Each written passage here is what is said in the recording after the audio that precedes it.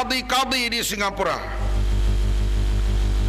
Stanford Raffles tulis Jawi dengan tulisan tangan dia sendiri.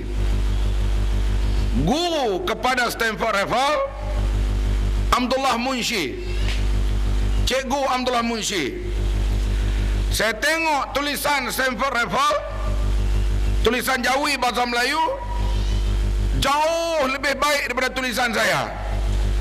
Kalau saya tulis Jawi, saya seorang yang boleh baca, tak elok langsung. Dengan khatnya, dengan tulisannya, dengan begitu cantik sekali. Isi kandungan surat itu, Stanford Raffles kata, kami memerintah Singapura tidak mengganggu Muhammadan Law, yaitu terutamanya undang-undang keluarga Islam yang bersangkut paut dengan faraid, nikah kahwin, urusan jenazah. Surat itu dihantar kepada semua kadi-kadi daerah, juru-juru nikah daerah di seluruh Singapura. Saya pergi dekat dengan itu, saya lihat pula surat daripada gubernur-gubernur Belanda kepada raden-raden, raja-raja kecil dan raja besar di Sumatera. Disimpan surat itu dalam museum Singapura, museum Melayu ini. Yang saya nak tekankan di sini, hadirin sekalian, mereka yang datang menjajah Belanda dan Inggris pada waktu itu menggunakan bahasa Melayu, karena bahasa Melayu bahasa persuratan, bahasa perdagangan, bahasa perundangan, bahasa yang diiktiraf di peringkat antarabangsa, satu bahasa yang berdaulat. Sayang hadirin sekalian, selepas 50 tahun merdeka, selepas merdeka, bahasa Melayu tulisan Jawi dijahanamkan oleh UMNO. Sampai sekarang ia tidak diguna pakai secara meluas di Nusantara ini, termasuklah di bumi Malaysia ini. Tak ada negara dalam dunia bila bangsa itu mencapai kemerdekaan, dia hapus hak bangsa dia sendiri, yaitu pusaka tulisan Jawi bahasa Melayu. Bahkan menjelang 50 tahun merdeka, sekali lagi akan terhapus. Dalam perlembagaan dicatat, bahasa Melayu adalah bahasa Malaysia, bahasa bagi rakyat Malaysia yang diiktiraf dalam perlembagaan. Sekarang itu pun nak ditukar, bahasa Melayu kepada bahasa Malaysia, tidak mau lagi dipanggil bahasa Melayu. Artinya dalam masa 50 tahun merdeka, bangsa Melayu yang mengambil alih pemerintahan bukan kata tidak membela bahasanya, bahkan menjadi pengkhianat kepada bahasanya sendiri. Jahat atau tidak UMNO? Jahat atau tidak?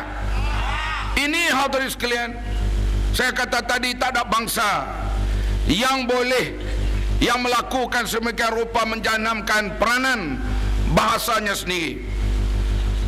Saya sendiri dulu mula-mula bawa kereta tahun 70-an, bila kena denda dengan polis, dapat surat saman, masih lagi surat-surat saman waktu itu dalam tulisan Jawi. Artinya penghapusan penggunaan tulisan Jawi ini baru saja, ianya berlolosan selepas merdeka dan dihapuskan oleh bangsa kita sendiri.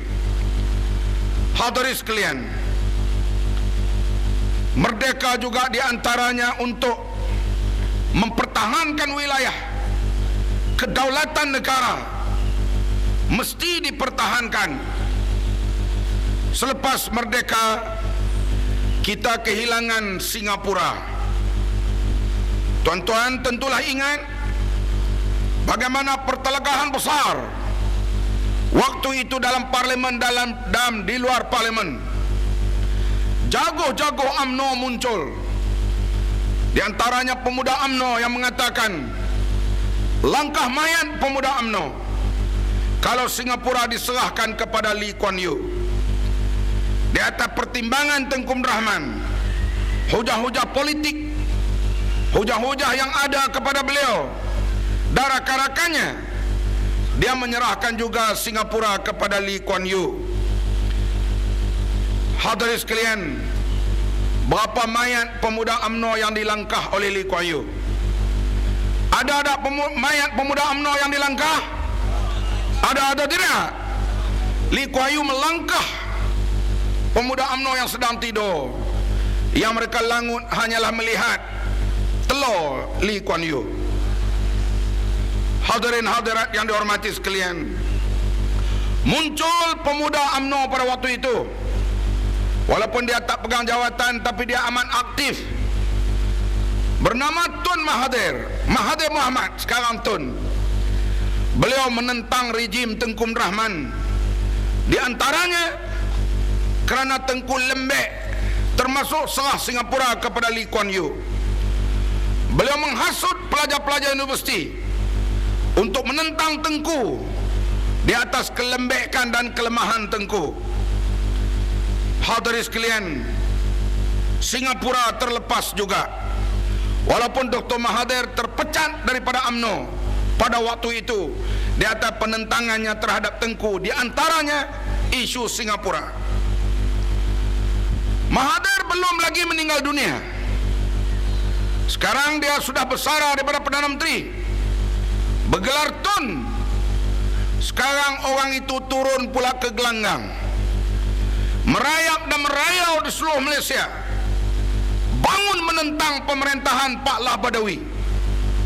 Kerana rejim Daulah Badawi sedang menyerahkan 2 kali ganda luas Singapura kepada 2 kali ganda tanah luas Singapura. Itu 2 kali ganda Singapura, tanah Johor akan diserahkan kepada tauke-tauke Singapura.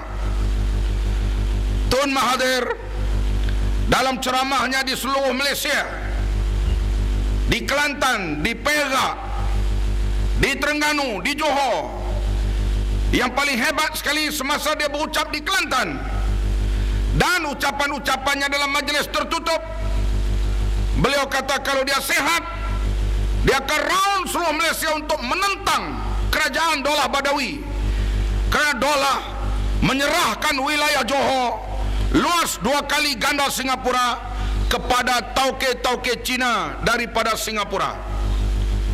Inilah wilayah pembangunan Iskandar yang akan menjadi wilayah tauke-tauke daripada Singapura bila dilaksanakan nanti. Sebab itu Tun Mahathir dalam ucapannya di Kota Baru, beliau berkata parti Islam PAS ini buruk, PAS ini buruk, tetapi Barisan Nasional lebih buruk. Oleh itu dia minta supaya rakyat mengundi PAS pilihan raya akan datang. Saya tak percaya. Bila Ibrahim Ali beritahu saya beritahu balik kepada Datuk Ibrahim, hang jangan bohong aku, kamu tu jenis katak lompat. Mana aku boleh percaya Dr. Mahathir kata begitu. Dia maki saya balik, dia kata hang tu aku cakap apa pun mu tak percaya. Dia pun suruh orang lain menelpon saya, memberitahu Dr. Mahathir memang cakap begitu. Akhirnya bila kita tengok CD, betul Tun Mahathir bercakap di Kota Baru. Dia kata PAS itu buruk, tetapi Barisan Nasional lebih buruk. Kalau kita tak kalahkan Barisan Nasional pilihan akan datang,